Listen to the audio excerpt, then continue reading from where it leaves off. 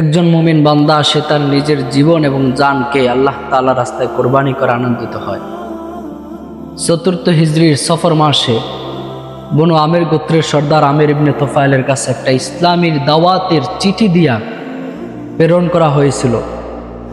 সেই চিঠির বাহক ছিল হজরতে হারাম ইবনে মিনহাল রাদিয়াল্লাহু তাআলা আনহু। হারাম ইবনে মিনহাল রাদিয়াল্লাহু তাআলা আনহু যখন ওই চিঠিটা নিয়ে আমের ইবনে তোফায়েলের কাছে গেল, এই হতবাগা আমের ইবনে তোফায়েল চিঠিটা না পড়ে বরং হারাম ইবনে মিনহাল রাদিয়াল্লাহু তাআলা আনহুকে হত্যা করার আদেশ করল।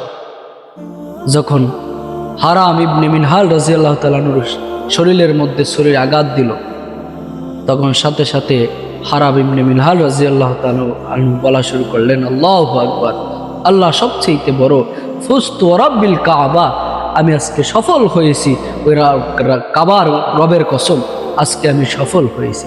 তো একজন মুমিন বান্দা সে তার নিজের জীবনকে আল্লাহ তাআলা রাস্তায় কোরবানি করে আনন্দিত হয়।